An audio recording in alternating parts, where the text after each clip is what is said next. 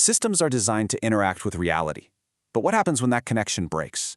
When a system's model of the world no longer matches the world itself, this phenomenon is called drift.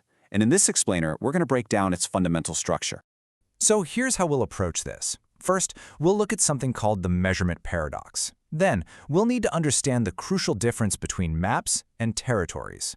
After that, we'll see exactly what goes wrong when measures become targets. And finally, we'll put it all together to see the core mechanism and the overall structure of this drift. All right, Section 1, the measurement paradox. The whole reason we need to talk about drift starts with a broken expectation. It's this fundamental conflict between what we think our measurements are telling us and what's actually going on in the real world.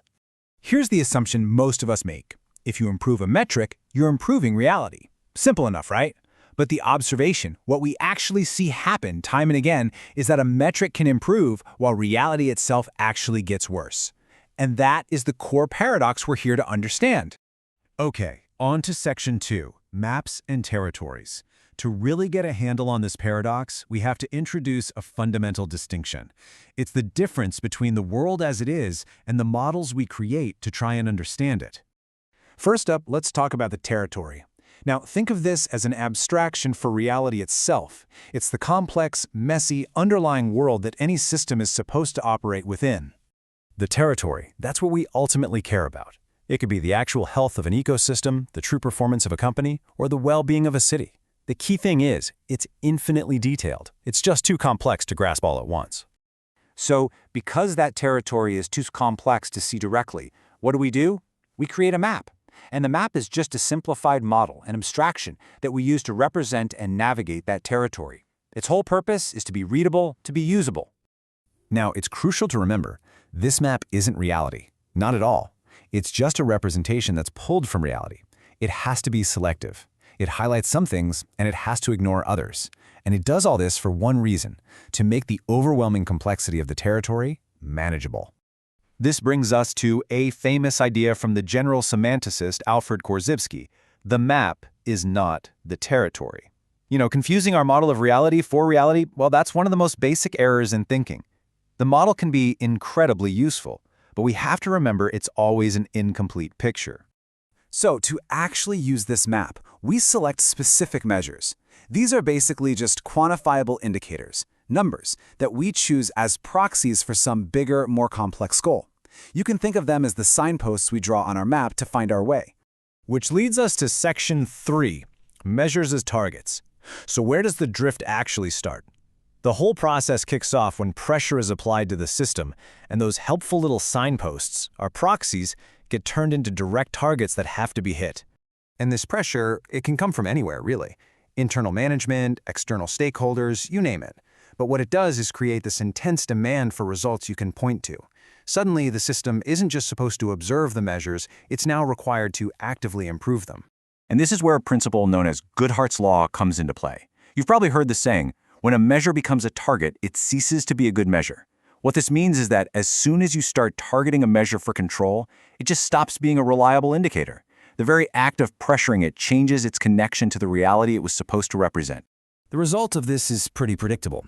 The focus of everyone inside the system begins to shift. See, the incentives aren't really about achieving that original, complex goal anymore. Now it's all about hitting that new, much simpler target. Think about it this way. Before the pressure, actions were all about improving the territory, right? The measure was just a helpful guide. But after the pressure is applied, actions are aimed directly at improving the measure itself. The system isn't really trying to change reality anymore. It's just trying to improve its score on the map. Okay, that brings us to Section 4, the decoupling mechanism.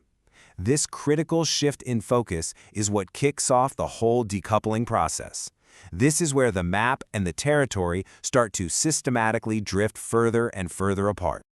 There's a name for this mechanism. It's called surrogation. It's the tendency for a proxy measure to functionally replace the original goal it was only supposed to represent. The measure isn't just a stand-in for the goal anymore.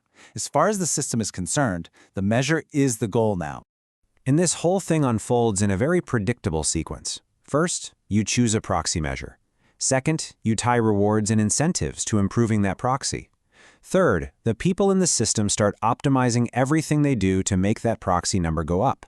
And finally, that very optimization is what breaks the connection between the proxy and the actual reality it was supposed to be tracking. So, what's the direct consequence of all this? Well, now the system's time, its money, its brain power, all of it is being spent on optimizing its own internal map, and not the territory.